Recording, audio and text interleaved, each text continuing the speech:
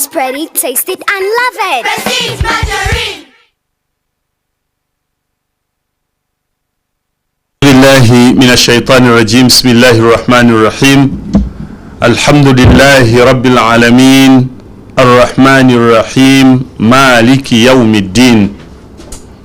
إياك نعبد وإياك نستعين. اهدنا الصراط المستقيم صراط الذين أنعمت عليهم غير المغضوب عليهم ولا الضالين آمين. أصبحنا وأصبح الملك لله والحمد لله رب العالمين.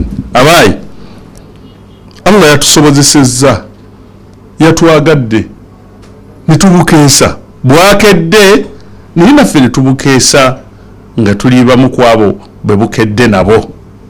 Tumusaba Allah atukume tubungeze ate atwongere n'ennaku n'emyezi n'emyaka emirala mingi nga tuli balamu, atere baraka mu bulamu bwaffe na mu buli kitukola kyonna. Kaseera ka programu yaffe ya Da'wa Special ne Prestige Margarine, siyaji omulungi ddala alimu ekiriisa ate nga muwoomu, awoomesa ekyo ky'omuteekako, kyonna ky'omuteekamu kifuna ekiriisa ate ne kiwooma. Aleetebwa banno abacapa General Enterprises abali wali mu kikuubo, abo nno bwe baleeta n'ebirala ebikozesebwa waka ng'ebibiriiti, ekibiriiti kya Solio. Baŋŋambye nti mwe abo mumambuka ate munnyikidde nnyo era mwagadde nnyo Solio ne Jama, mwayitiridde genda awo nyiri kuviira ddala tugambe Kiryandongo kweyongerayo. Solio ne Jama mwate bibakolera nnyo kwoteka ne Prestige, nti ate bwodde eno mu bugwanjuba abo bayitiridde mu kwagala Tosi ne Lanzo. Hati mwabawano makatindoza byonna ab'obuvanjuba waliyo abaswayiri bangi abaagala ennyo okusiika. Kakati awo nno bo baba ka Rinsan Butto kwoteka ne Chapa Mandashi, ebyo ate bibakolera nnyo, naye nga of course ne products endala zonna eza Chapa General Enterprises zebaleeta. Kakati tugenda tuli mu Da'wa Special ne Sheikh Ashraf Matovu bazanya nengo. Omulamwa gwegwo onsomesa y'obusiraamu ku mazima, amazima siraamu bugogerako kibugasomesa batya, tukole tutya, dirwenga menya gyekiri. Kati katuwulize Sheikh Ashraf faddala. أعوذ بالله من الشيطان الرجيم. بسم الله الرحمن الرحيم. الحمد لله الذي رفعنا بالقرآن وهدانا إلى الإسلام، والصلاة والسلام الأتمان الأكملان على سيد الكونين والثقلين والفريقين من عرب ومن عجم. الصلاة والسلام الأتمان الأكملان على الحبيب الذي ترجى شفاعته بكل هول من الأحوال المقتحم. الصلاة والسلام الأتمان الأكملان على نبينا الآمر الناهي فلا أحد أبر في قول لا منه ولا نعم. فعذرا يا سيدي يا رسول الله إن قصرت في وصفك حقا فإن وصفك لا يوصف. اللهم ربنا صل وسلم وزد وتفضل وتحنن وتمجد على هذا النبي الذي تم معناه وصورته ثم اصطفاه حبيبا بريء النسم. abalungi betambula nammwe ku lutimbe lwaffe luno olw'emirembe olwa Salam TV yonna gye musinzira okubanga mutulaba, gye musinzira okubanga mutuwulira, mukkirize tutandike ebigambo byaffe enkyalo lwaleero nga tumutenda Allah tabaraka wa taala ku byengera byonna Allah subhanahu wa taala byatuwadde. Bannange Allah tuwa bingi mu byengera bye, bw'otamwebaza olw'ebyengera ebyo tubeera babi, kubanga Allah tabaraka wa taala ayina obuyinza bwonna akola nga bw'aba ayagadde, naye olaba bitulekera natabitujjaako. Allah asaana okwebazibwa. Olaba omwana owuwo waka bw'oguza emmere naye bw'atakwebaza nti maama weebale kufumba oba taata weebale kuteesa, omaliriza onyiize. Saasira Allah tabaraka wa taala yatuwa byonna, n'oba nga akuwadde amatu, akuwadde ennyindo, akuwadde buli kimu, naye n'olusulo lwe nagamba yadde okugamba nti alhamdulillah kuba ebirungo Allah bye wampa. Kale musaba Allah akkirize nje tugase eddoboozi lyaffe ffenna ne tumwebaza olw'ebiyongo ebyo byonna Allah subhanahu wa ta'ala byatuwa wakati mu kumusaba Allah subhanahu wa ta'ala bitukuumire tabitujjangako olubeerera atuwangaze nga tuli bajjuvu bulungi ate waliwo atussa akaseera akatujjulula atujjulule nga atusiimye balungi naamira omwoyo gwange nejjamma okutya Allah subhanahu wa ta'ala ekyo Allah kyatuwagaza Allah kyatulamira mu bigambo byaffe mu bikolwa byaffe mu birowoozo byaffe tukulembeze nnyo nnyini ddala okutya Allah subhanahu wa ta'ala bwetunatambula bwe tutyo tujja musinkana Allah nga musiimu ku ffenna twemanyiza okwenenya ku mazambi gaffe ge tubeera tukoze buli omu alina amazambi mangi naye bwe twenenya manya nti oba olina step gy'otambudde okudda eri Allah subhanahu wa ta'ala ate bw'otenenya manya nti olina step gy'otambudde mu bujeemu oba oyongera kubeera mujeemu kale njagadde ntandike n'ebigambo ebyo byewakuutira ate munzikirize mbalamuseeko n'ekiramuso ekirungi okuva eri mukama waffe Allah subhanahu wa ta'ala ala wahiya assalamu alaikum wa rahmatullahi wa barakatuh. Wa alaikum assalam wa rahmatullahi wa barakatuhu. Eyo nno yenyanjula okuva wa Sheikh waffe omwalimu waffe olunaku olwaleero. Sheikh loza tutandikirewo ku nsomesa y'obusiraamu ku mazima. Alhamdulillah wassalatu wassalamu ala rasulillah sallallahu alaihi wasallam wa ba'd. Sheikh Abdul Salam sirna fi zamani tuli mu mulembe olwaleero sima bana bankyogedde bulungi nga ayogera amazima yeyewuunyisibwa okwogera amazima nga kyewuunyisa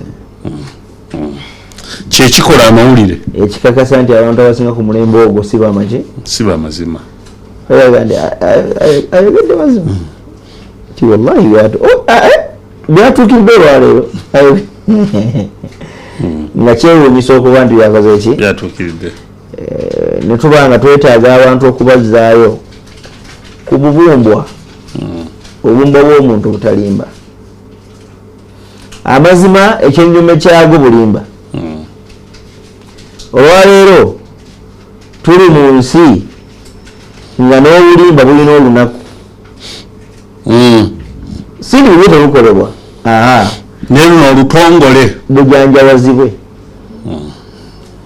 bwebagamba nti olunaku olwaleero lwa maama olunaku lw'abamaama Mother's Day tekitegeera bulijjo maama wo tobadde tomwagala maama bulijjo mukola ki mwagala waliwo olunaku olwo lutuuka lubeera nti ate kola bingi nnyo gyali mu kwebaza abamaama mujanjawaze that is waba mulamu maama mutwalire alye ku kyayagala okulya kirye maama mutwalire olugoye lwayagala okwambala alikole ki bw'abanga si mulamu kale lubeera olunaku naawe ogenda ofuna akadde ogende ku ntaana ya maama omukooleko omuddo obategeregeze ogende ku ntaana ya maama olabe eddala entaana eno eri mu mbeera ki maama ayitamu mukoko oba nedda olunaku olwo ne lujja terutegeeza nti bulijjo maama tomwagala bulijjo maama era bino byokola ku lunaku olwo n'ennaku endala wadde obikola wa amma mu lunaku luno ekikkubirizibwako kwe kuba nti okijanjawaza nnyo nnyo nnyini ddala olwakuba olunaku olwaluwaayo nga lwekyo ensi mwe tuwangalira bwefaanana worldwide tulinamu olunaku olwayita olwa Fool's Day saagala nnyo bantu bagala nti musajja alumbye gavumenti sirumba gavumenti wabula njagala nnyo okugyayo ekifaananyi ekirungi olunaku olwo olyojja n'akugamba ekigambo naye nga ensi yonna ejulira nti olunaku lwakukola ki lwakulimba era kuolwo bakwewuunya gwayogera amazima oba ntegereka ki so ne twesiŋŋaana nga omulembe gwe tuli mu bwetaavu bungi nnyo nnyo nnyini ddala okuddayo okukubiriza abantu okujjukira Allah tabaraka wa taala na biki byabalagira nti Katonda abeesambye obulimba idhan abalungi abatulaba njagala okubasaba nga nkozesa olutimbe lwaffe luno lwa Salam TV nti n'okubategeeza nti ekigambo bulimba alkidhibu laysa lahu makana fi dinina tebulina kifo kyonna mu ddiini yaffe ntegeregeze nti omusiraamu yakubirizibwa wano alimbe wa amma alkidhibu wabula ekigambo bulimba hadharana alislaamu minhu obusiraamu bwakitwekesa obusiraamu bwakitwesambya obusiraamu bwakitugaana musajja ajja n'abuuza nabbi sallallahu alayhi ebigambo bingi naye byamubuuza yamugamba nti omusiraamu alimba ebisigadde byonna zaalinga nsobi okubba okukola byonna ntegeregeza ebyagaa nti kisoboka omusiraamu asobola okubba ya Rasulullah ate okwenda kisoboka omusiraamu asobola nayenda bisoboka ntegeregeza ya Rasulullah omusiraamu alimba nagaa nti ekyo tekirina kifo kyonna mu busiraamu bwaffe tetulinayo nakkubo lyonna mwetuyinza kukiwa mwaganya oba muwaatwa kikulukutira omwo obusiraamu talinayo mbeera yonna mwetuyinza kugamba nti waneeno watuuse werimbire ntegereza ithan abalungi abatulaba njagala kubasaba mu bintu bye tuba tuteeka mu bulamu bwaffe tuteekemu ennyo ekiyitibwa asidiku amazima ate twewale nnyo ekiyitibwa yani dhiddu sidiki ekyenyuma ekyamazima tukyewale nnyo nga bwe bulimba. Allah tabaraka wataala omulungi yayagala atulage obukulu bw'ekigambo mazima Mungu yennyini n'abanga mu bitendo bye yeetenda nabyo mu Qur'ani ekitiibwa Allah yeetenda n'ekitendo ky'amazima mu bitendo ebingi Allah tabaraka wataala bye yeetenda nabyo mulimu ekyamazima ate nga Allah kyekira mu mbeera yakubuuza mu sura y'emu Mungu yagamba nti waman asdaqu min Allahi haditha salamu gwani gwomanya asinga Katonda amazima taliyo abadan talibaayo nti ono Katonda ayogera n'alimba abadan ntegereza ilan fil Qur'an Mungu atubuuza naye ekibuuzo Mungu kyatubuuza buli omu akimanyi waman asdaqu min Allahi haditha nti abaana ani alina emboozi ey'amazima okusinga eya Katonda ani mwogezi w'amazima okukira Allah taliyo ate talibaayo awantegereka mu sura emu Mungu n'abuuza nti waman asdaqu min Allahi qiila bananga nigwe mumanyi alinayo ebigambo nga byamazima okusinga ebya Katonda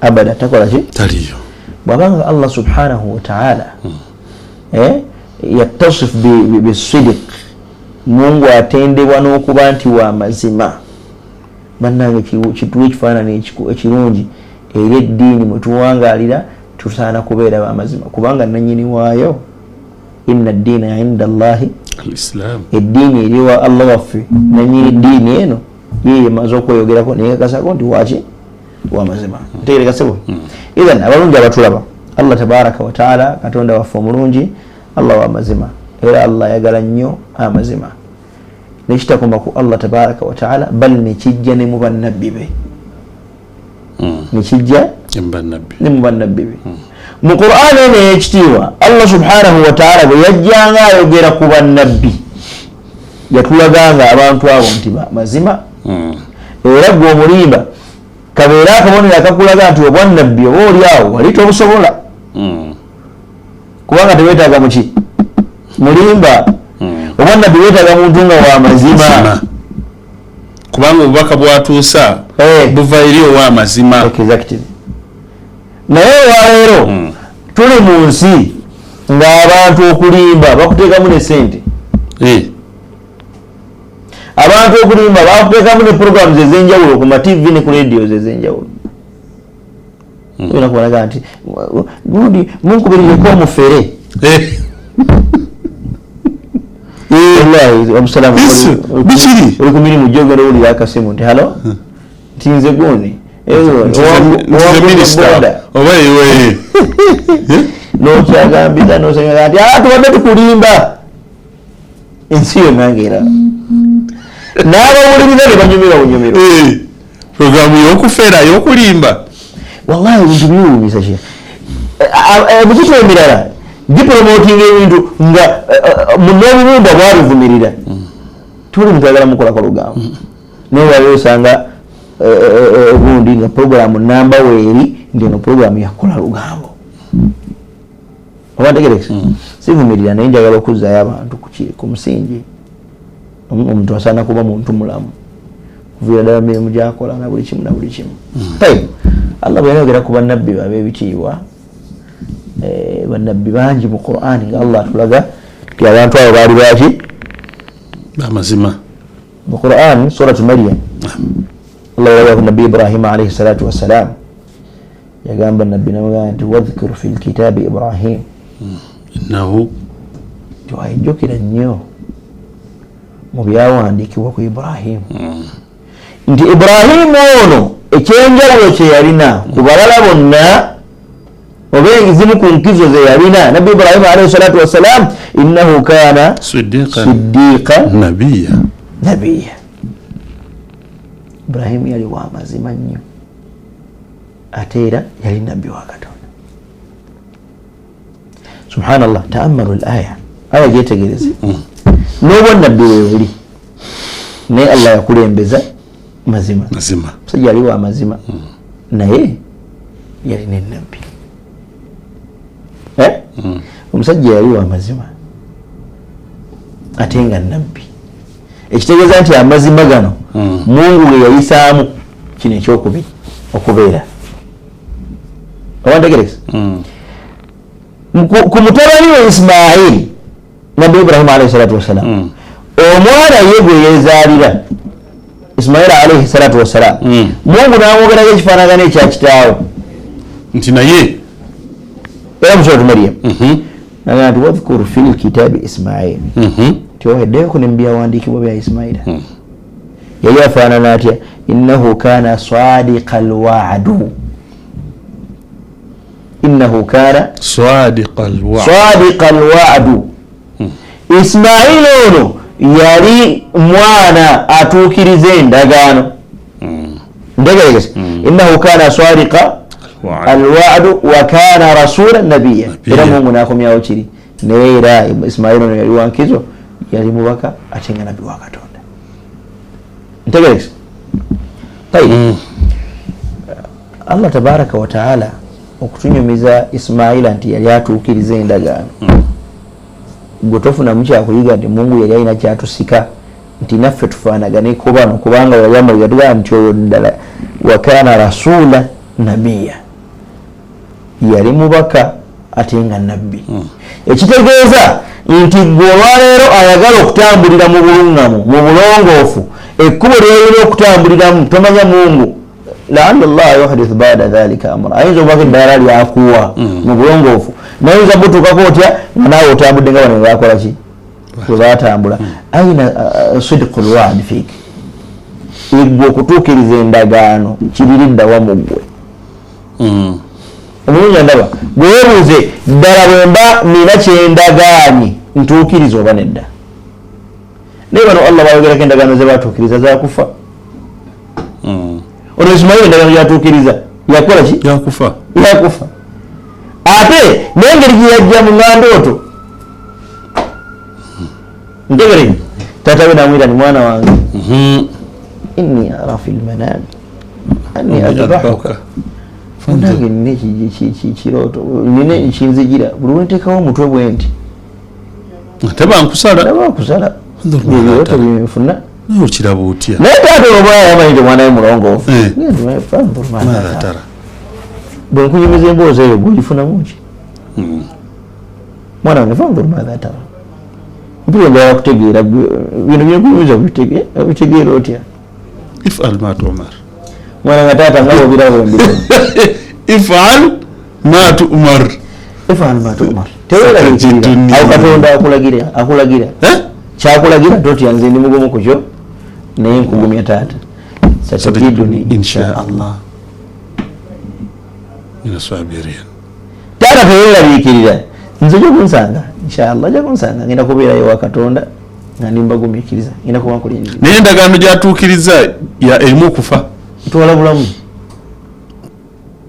Inni ara fi lmanami anni adba'uka, mwana wange ndaba okusala. Mwana wange taata tuukiriza ekyo Allah kyakulagira. Ntegeregese. Allah bwagamba nti yali atuukiriza endagaano. Ffe endagaano olwayo ze tumenya sina za kufa, za duniya maisha, bulamu bwa bulijjo. ntegereze naye teweerabira omulungi atulaba nti okwawukana ku ndagaano ke kamu ku bubonero obukulu nabbi bwe yatulaze obusatu omuntu okwawukana ku ndagaano ez'obunanfuusi oba obunanfuusi ate teweerabira nti omunnanfuusi katonda bwe yali amutubuulira wa gyali yatugamba nti fi darki al asfar ali ku bottom ku ntobo ey'omuliro bano bonna abasamize abalogo abaki bagenda kubeera waggulu we anti abuzaabuza yali wansi mu muliro ddala bano ffe tulabanga ababi bonna nga bamuli waggulu bo bali yaddeko okusinga ye bwe kiba kyoto yagenda kuba eri wansi ku manda ntegereza bano abasamize bani banabeera kawuwo basanikiddwe obusaniikibwe ne waggulu naye nga wansi waliyo gwatokota awantegereka sheekhe ethan abalungi abatulaba obubonero obusatu obusiraamu bwe bwatulaga ku munnanfuusi nti olwo bwe mubulabanga mwewala nabbi yagamba nti ayatul munafiqu thalatha omunnanfuusi alina obubonero busatu kwe tumutegeerera nomanya nti oyo fihi khisla anaabamuko empeke ntegereza akasooka idha waada akhlafa senga abanga la akasooka idha haddatha kadhaba idha haddatha kadhaba olaba amazima gajje ono ye bw'aba anyumya emboozi ezo mazima za bulimba tezibaamu mazima amugenda okuleera ngaawabye nga afunye kyabalimbamu akukabonera akalaga nti yomuki mulimba munanfuusi yombeerandi ayatul munafiqu munanfuusi bwanyumya alina byabagamba ateekwa okutabikamu okulimba aba alimba wal aqsu sahih nti the opposite n'ekyennyume kituufu is true ayatul iman min ayatil iman as-sidqu mazima bwera omuntu ng'ayogera mazima omanyamanya nti newe naye fihi khasla min al iman naye alimuuko obukkiriza kubanga ayogera maki mazima ayogera muzima wamba olwabeera abantu beegulidde omugano mu kulimba nga tebafudde olwanyumya emboozi ng'emboozi yonna gyanyumya ya bulimba wallahi nga mbaamu ekituufu kyekyewuunyisa abantegereka sheekh nomushekhe abamu babeera ne ku byalo oba mu bitundu ng'amanyiddwa nti oyo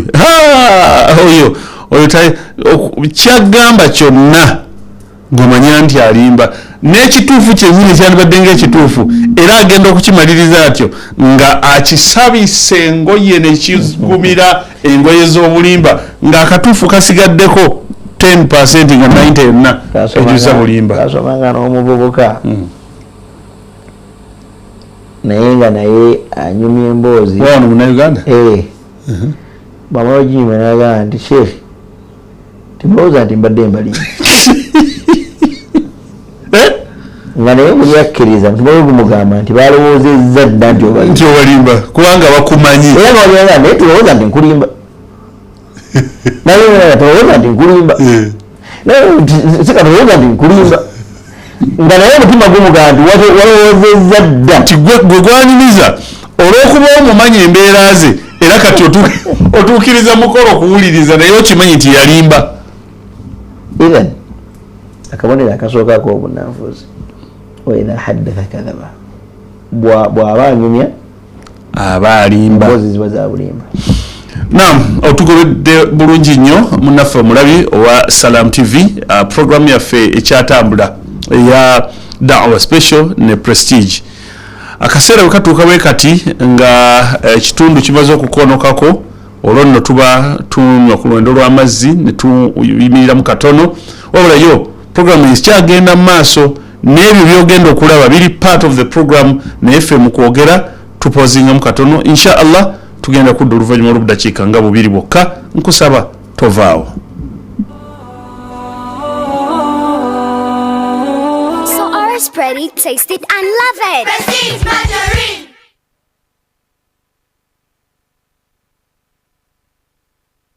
obwengula obulabika obulungi okutuukira ddala ku ttaka erya langi eya kitaka.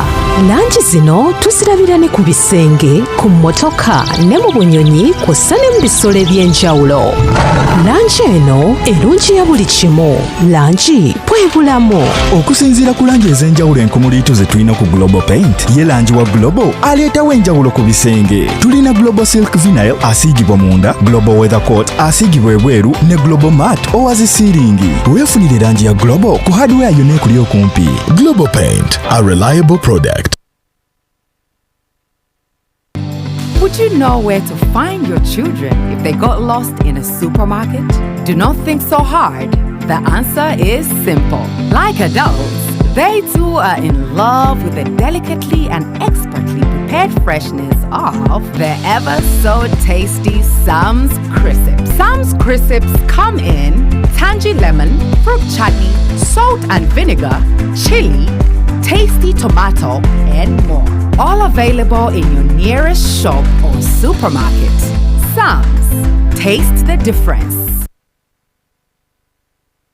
Okuwangula n'okuwona stamina ng'eye empologoma eyekisinga obukulu situla amazzi gano n'ogatwala waggulu ku kasozi ng'okozesa jiko sena amazzi tugende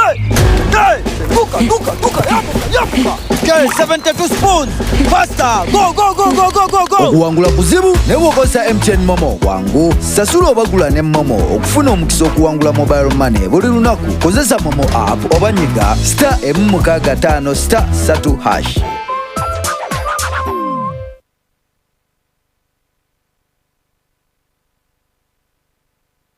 We all need light in this life, and at Lighting City, we make sure we light up your world in the way that you deserve. With the widest range of classy and unique selection from all over the world, with our customized products like Lighting City chandeliers, wall lights, Lighting City outdoor lights, spotlights and strip lights, bedside lamps, floor lights and garden lights. We also deal in electrical items like switches, electrical cables, and so much more. Find us in Kampala, 5th Street, Industrial Area, Chinese Business Hotel, opposite Mosque. Lighting City, the 21st century electrical and lighting store.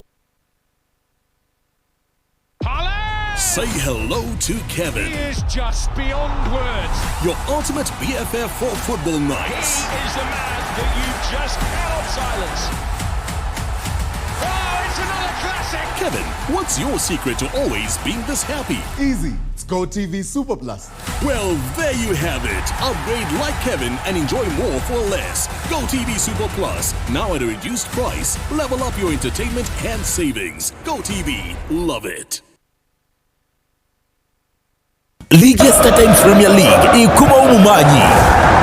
Era ng'omulundi guno abakulembedde tebo aba KCCA oluvannyuma lw'okuwangula omupiira gwabwe n'ekitala bagenda kucheza aba EPDF abali ku foomu. Bino byonna bigenda kubeera ku MTN Philip Omendi Stadium e Lugogo. Okuyingira zigenda kubeera mutwalo gumu gwokka, ate nga VIP emitwalo 5. Omupiira gugenda kutandika ku ssaawa emwezi ekiro. Osobola okwefunira tiketi yo kati ku Next Ticket app oba n'ogenda ku www.nextticket.com.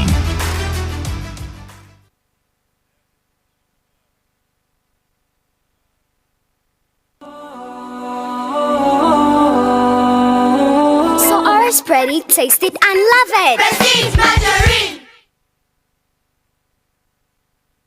Alhamdulillah. ثم الصلاة والسلام على رسول الله وعلى آله وأصحابه وبعد.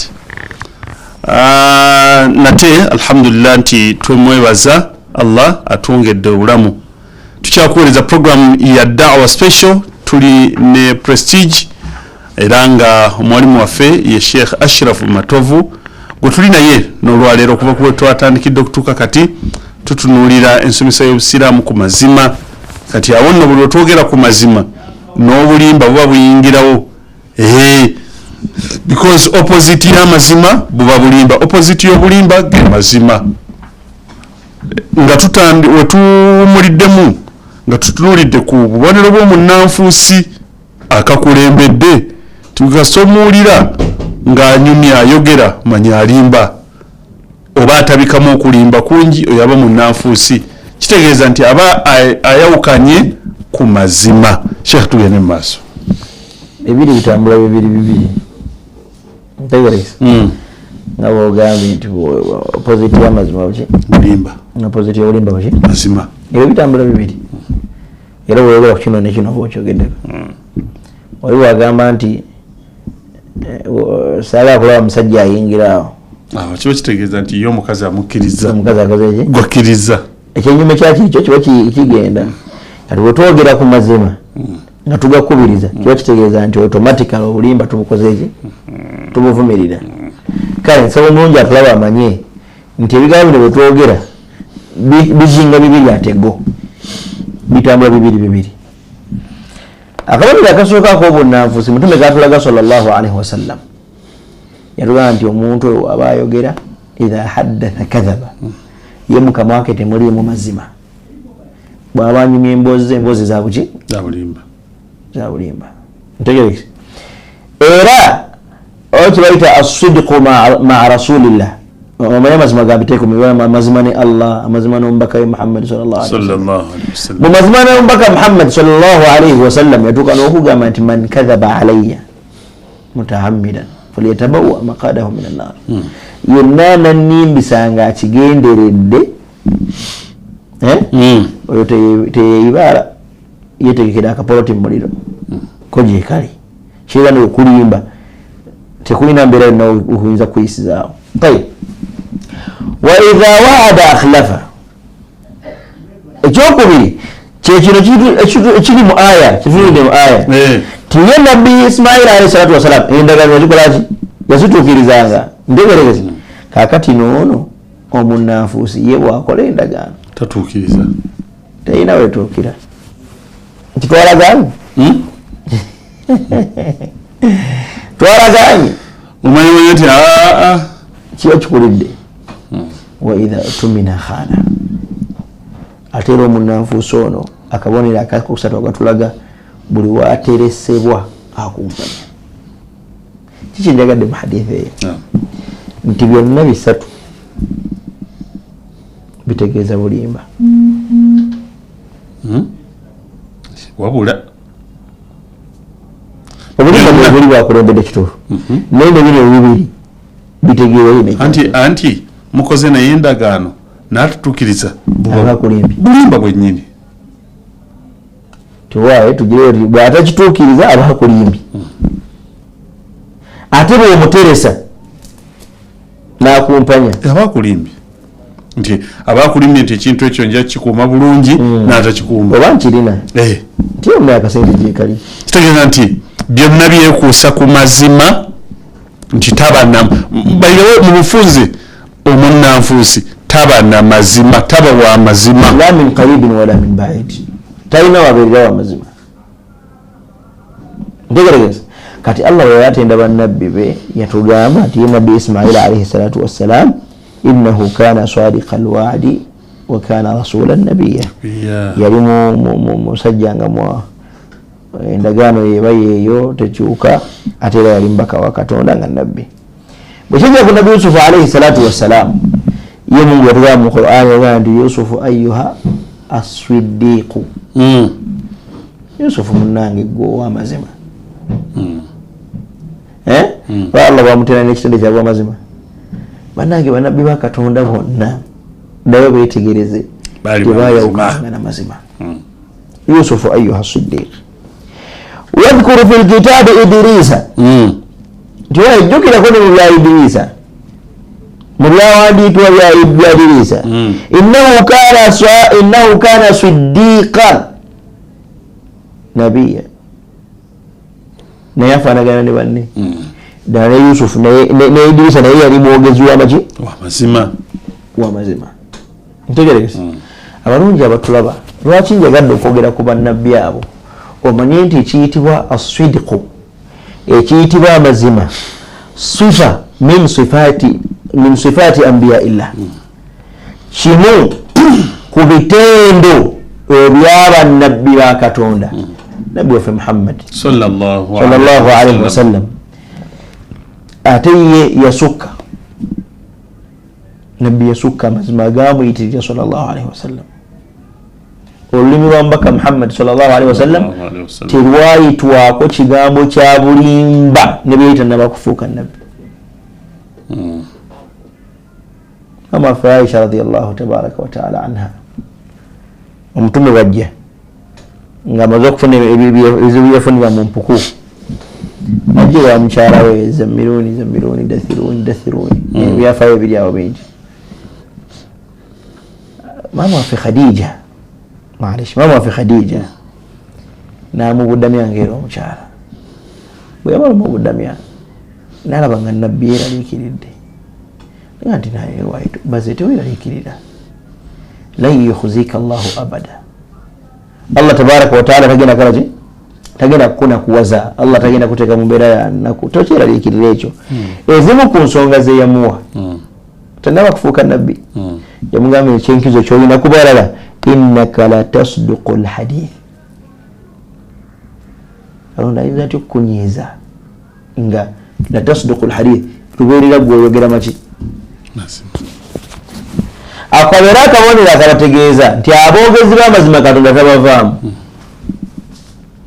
kadde waffe Sheikh Abdallah Bakasambe manyi ku TV ko ali Allah musiime ayina ekigambo kyatera okwogera wetubeera naye atera otugamba nti amazima niwe gabanga gambala era nti obulimba bwe butambula ne busaasaana ensi yonna wemandoza nkyerabire Sheikh ajja kututereza naye atega nti obulimba bwe butambula ne busaasaana ensi yonna ng'amazima gakyasira oguwa bwangatto ne kabusanga just mutono lwaliiso amazima gamaze okubikka obulimba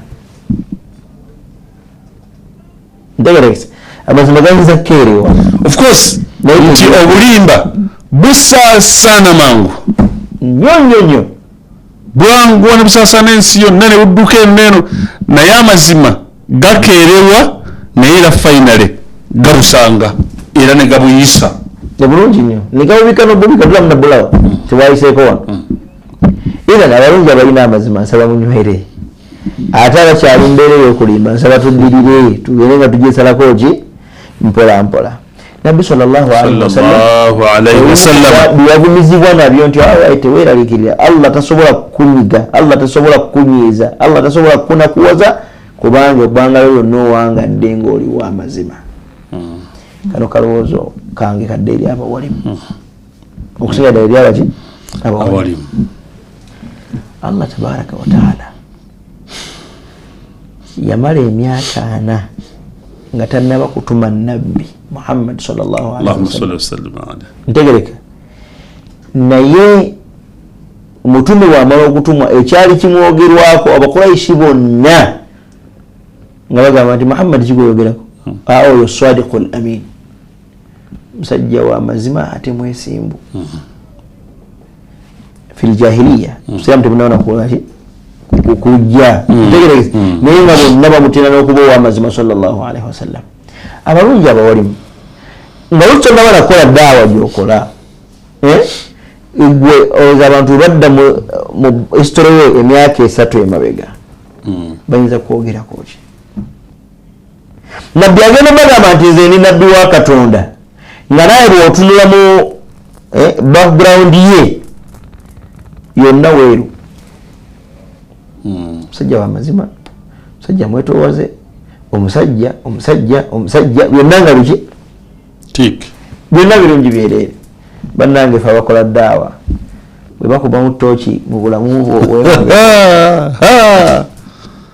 ng'abanyweze saagala kadde eri bawalimu bokka naffenna kubanga ffenna ddaawa tugikola mu busuubuzi gy'oli okola ddaawa mu busuubuzi gy'oli olinayo bw'oyagaza olusiraamu mu bwa bodaboda mwoli naye olowooza abakulaba mu busuubuzi gy'oli waliwo akakasa nti oliwo amazima osobola okugendako kona eri abatuuzi n'ababazzi nabo ne batubuulira sigambye nti babuli naye nabo ne batubuulira nabo oyiikiriza kubanga nti balina bweyagala oyiikiriza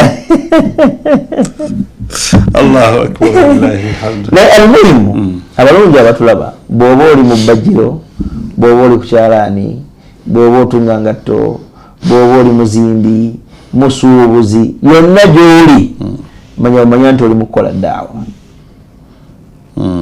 era kawefube gwoba okola yenna manya nti nina benjagazisa eddiini no bagiyingire. Agamu ku makubo mwoyinza okuyita okwagazisa abantu eddiini mazima. Era bwe bwanga amazima abantu bagamba agenda wali wanasa ku dduuka. Mizaani y'omusajja oyo nnungi, omusajja w'amazima. Era bwana bwekiraba ekintu kirudde wajja kuga nti kino kiruddemu. Kino kikadde. Kitegedde ebyo biruddemuko era ensonga lwaki nabisaze ku bbeeyi so si kwefuula nti nabisaze ku bbeeyi birungi nnyo era twala omuntu abyogerera n'otuka n'okuwega nti biwonya senyiga. Yes. Abazira bino janja ababiriddeko bajjuliga tenda. Naye almuhimu buli obeera oli yonna mu mulimu gw'okola nkwegayiridde wano obeere w'amaki w'amazima. Nabbi sallallahu alaihi wasallam nga tannaba na kujja kugamba abantu nti bannange olede baali bamutenda nti oyo musajja w'amaki w'amazima. Oyo Allah gw'atulaga n'atugamba nti walakum fi rasulillahi uswatun hasana. Bannange mulina ekyokulabirako ekirungi kwoyo nabbi wammwe sallallahu alaihi wasallam. Ekitegeeza nti bw'ayagala okufaanana nabbi kyoteekeddwa okuba nakyo ekisooka mazima. Olulimi olutereeza bifuluma bitya biki ebifulumayo. Wallahi wetuneetereeza mbawo obweyamu Allah tabaraka wa taala agenda kutusiima, Allah agenda kutwagala, tugenda kufaanana nabbi Muhammad sallallahu alaihi wasallam. Idhan as-sidqu ekiyitibwa amazima. Abalungi abatulaba mbagambye bannabbi ba Katonda we batwe batambulanga. Sifa min sifati al-anbiya kyali kitendo mu bitendo by'abannabbi bonna babeeranga b'amazima. Ntegeregese abantu abanyoga nti Mtume alinawo yalimbira. Mtume teyalimba sallallahu alaihi wasallam. Nabbi abalina olutalo n'Abayudaaya fi awwal al-Islam, Islam bwakatandika. Abayudaaya ne baagala okujja okulumba Nabbi Muhammad sallallahu alaihi wasallam. Nabbi n'ategeka ejje n'anoonya gw'ayinza okutuma alaba abantu abo bali kuki n'abula. Nabbi ne yayambala engatto n'agenda simanyinza kyogera naye baali tebamumanyi kubanga obusiraamu bwali bwakajja. Ntegeregesa bwabatuukamu nabaga nti abaye mujeebale nti tuli muli mutya nti ate mwe muvaawa asajja nti affe tuli Bayudaaya timuddawa tugenda kulwanyisa Muhammadi ti Muhammadi yaliwa ndi. Nabbi ne bamubuuza ate gwe gwoli waawa. Nabbi n'abaga nti ana rajulun mimma anze ni musajja waliwo ekifo bakiyitanga maawo actually ne baana ekifo kye bayita mazzi naye sijjukira oba kiririddawa kiri saidize waffe nakawuka mazzi kiri nakawuka oyita nakawuka n'ogenda emazzi oyita nakawuka situukangayo naye mpulira abantu bogera oyita nakawuka n'otuuka either otuuka ekasanje n'oyitawo oba olutera kutuuka kasanje ate nenganze ntera kiwulira tikisaidize mazzi kituufu nange nakiwulirako ekigambo ekyo emajja oyita emazzi natubuulira kiririddeho saidize nakawuka eyo kasanje nembaora bukyaliyo kifo nga bakiyita ma nga tiwate gwe ana rajulu mimma tyaba naye nze ndi musajja wa mazzi eri ekigede nobulaga nti ate musajja weeri mu mubende ndi musajja weeri mu busoga oba kiyinza okugamba nti ndinga wakubizinga ku mazzi naye ekifo kyabera bakitanga mazzi nga bwe kiri nakawuka katugambidde wano balowooza nti Mutuma bagamba ekifo kiri naye nabbi kyeyategeeza sallallahu alaihi wasallam ana rajulun min ma'in mani. Aba naye ndi muntu nga mmwe nange ndi musajja wa mazzi eri gye mwava gye nava. Ntegeregesa ekkubo lyandeeta mu nsi muno najja nga mmwe mwakola ki mwemajja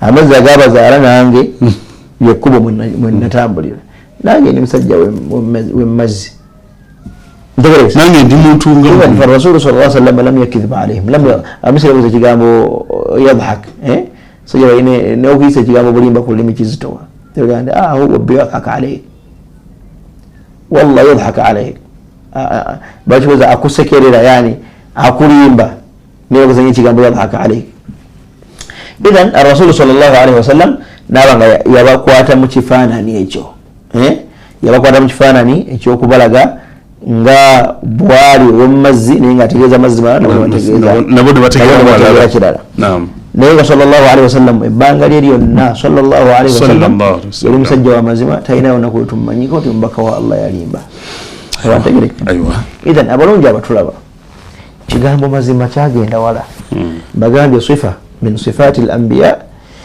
kyali kitendo ngasinagala kuba nabbi kyali kitendo nowali kitendo kya Allah tabaraka wa taala nga gyetwatandikidde ntegeregese ekyokubiri amazima gano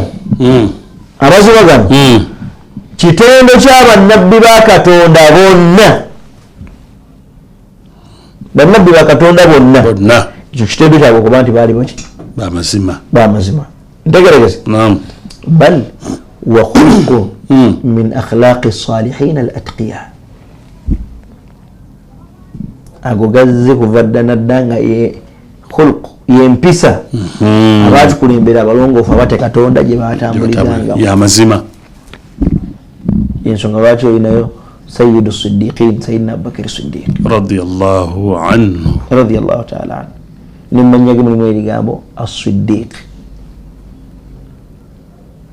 musajja yali akkiriza amangu amazima nga ate ayogera amazima radiyallahu anhu naye fe olwaleero amazima ku nnimi zaffe galiriddawa subhanallah so banange njogera ebigambo bino nga njagala kubasaba tuddeyo ku kikolo ekikolo kyaffe kubeera bamazima buli lwe tubeera abamazima empeera yaffe wa Allah tabaraka wa taala nene Allah bwe yayogera aboogezi b'amazima manyi bagenda okubeera aranka yaabwe gyeri aboogezi b'amazima eno mungu yali kuyogera nti omunaabeera abalungi mujja kubeera ne bano wammanga maa ulaika maa alladhina an'ama Allahu alaihim Allah nabi yawe biyengera bye min annabiyyin ogusooka gw'abannabbi wasiddiqin oguddako ogwogedde gw'abamazima wasiddiqina okumanya aboogezi b'amazima babbeeyi basinga ne bashuhada washuhada n'abafiirira eddiini ntegereza naye akazigira mugondi ziri nnya washuhadau wasalihin n'abalongoofu ntegeregese ranka esooka waggulu ku toopu ey'abajjenu bannabbi an'ama Allahu alaihim min annabiyyiina abo bajjenu utuboka tukolera mu ranka zino zaffe wano ez'amagye g'eggwanga tubiyita foster general kati abaddako bali lieutenant general ebyo mbitegeera mbako binsinga tobinsinga onalowooza bano ndi musirika omuwalimu enjagadde okutegeeza omuwalimu aba amanyi angles areas zonna ng'omuwalimu oba binsinga tuligobereranya ate alhamdulillah tukuze uniform tugiraba nga tugigolola mbadde nkaleseyo olesi yali ate omusirikale alhamdulillah tayitabuze eddala eryokubiri tugambe edde erisokera ddala waggulu jeno gyebannabbi abannabbi ba Katonda foster jeno tebaddako kigambo kyonna ranka eddako lieutenant jeno siddiqin bogezi b'amazima bashuhada beba major jeno ntegerekese beba major jeno tosta jeno ayambala manjami ntegerekese wasalihina brigadier jeno bebalongoofu abo beba jeno sebo nawe nga munamawulire alhamdulillah abo ezo ranka ennene wa Katonda ntegeregese kyenjagadde okulaga mukyo nti ranka ennene zinenya ranke eddirire nene ddala ku topo y'abannabbi abamazima. Allahu akbar. Osobola okufuna ranke nene ewa Katonda omulungi atulaba. Osobola okufuna ranke nene ewa Katonda n'obeera wa bbeeyi ewa Katonda. Ntegeregese naye ddi singa oneemanyiza okubeera omuntu ow'amaki oneemanyiza okubeera omuntu w'amazima noba nga lubeerera obulamu bwo bwonna oyogera mazima kubanga ekyo Allah kyatukubiiriza mu Qur'an. Mu Qur'an mu suratu Tawba Allah agamba nti ya ayuha alladhina amanu ttaqu llaha wa kunu ma'a as-sadiqina.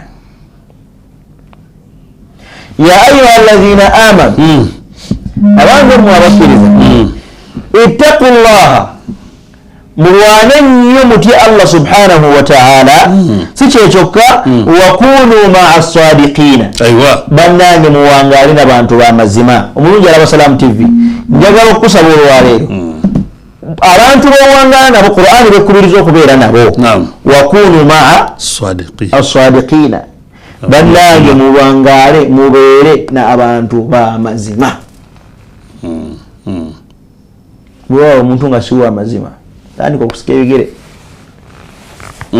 tandika okutta ebigere tandika okutta ebigere kubanga ayinza okusuula mu katego ayinza yaviirako ogenda kugwa mu katyabaga bwekiri ogenda kugwa mu katyabaga naye bwe neemanyiza okubeera ow'amazima manya bumanya nti togenda kusalwa.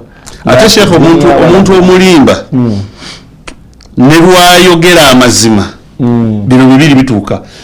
Ekisooka kizibu nnyo abantu okumukkiriza ne bw'aba nga kuba ayogera mazima naye nga bamumanyiiko ekitendo ky'obulimba kizibu okumukkiriza. Ekyokubiri omuntu amanyiddwa nti nno mwogezi wa bulimba nti wa bulimba amanyiddwa shehe era tabulamu wa mikisinga bulimba ne bw'aba nga kyaliko mazima nga kwolu kyabagambye mazima era ogenda okulaba abumikisinga mu bulimba nayingiza mu bulimba. Tusaba Allah atoyimirire atufuula abantu ab'amazima abalungi njagala okubasaba obulamu bwaffe bwonna tubuteekemu kigambo mazima tugenda kwanguyirwa edduniya eno Allah tabaraka wa taala agenda kutuwa ebirungi. Kyenjagala okusimba eyo aya mu Qur'ani Allah yagamba era aya yenyini yagamba nti qala Allah yenyini yagamba ku bogezi b'amazima mwate bagenda kusalwa. Mungu yagamba nti hadha yawmun yanfa'u as-sadiqina sidquhum. Olunaku luno olw'ekiyama ab'amazima bagenda kuganyulwa mu mazima gaabwe.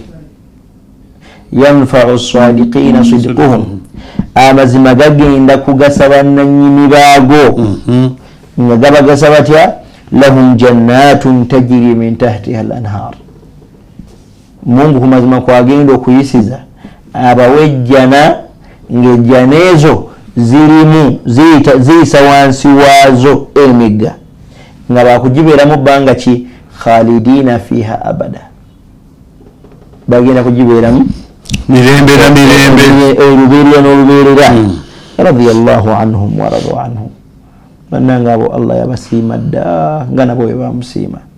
Ntegeregese Mungu yamaliriza agamba dhalika alfawzu alazim okwo kwe kwesiima okugenda okuba okusemberayo ddala ng'oli ne bajenozi oli mu ranke ennene olya kyoyagala onywa kyoyagala osula woyagala ovuga motoka gyoyagala mujja naye Allah subhanahu wa ta'ala naye tubitukako tutya nga twemanyiriza okubeera abantu abaki abantu ab'amazima. Saba Allah tabaraka wa ta'ala omulungi ffenna tufuula ab'amazima tukkiriza Allah nti amazima mazito tusaba Allah ogangulye ku nnimi zaffe ogayingiza mu mitima gyaffe. Allah tufuule amazima n'ebitonde byo byonna bye tuwangaala nabyo tufuule amazima n'eri mukama waffe Nabbi Muhammad sallallahu alaihi wasallam. Tusaba Allah tufuule amazima gy'oli Allah subhanahu wa ta'ala. Tusaba Allah otwagale ate otwagaze ebitonde byo byonna. Tusaba Allah subhanahu wa ta'ala tufuule ba mikisa oteeke emikisa mu mayumba gaffe teeke emikisa mu baana baffe Allah teeke emikisa mu bakadde baffe Allah teeke emikisa mu mirimu gyaffe Allah teeke emikisa mu byaffe byonna. ربنا إنك ولي ذلك والقادر عليه. وصل وسلم على سيدنا محمد عبدك ورسولك النبي الحبيب العلي القدير العظيم الجاه وعلى آله وصحبه وسلم. سبحان ربك رب العزة عما يصفون وسلام على المرسلين والحمد لله رب العالمين. والسلام عليكم ورحمة الله وبركاته. وعليكم السلام ورحمة الله وبركاته. So ours pretty, taste it and love it. Prestige Margarine. Eno, yes, Salam TV.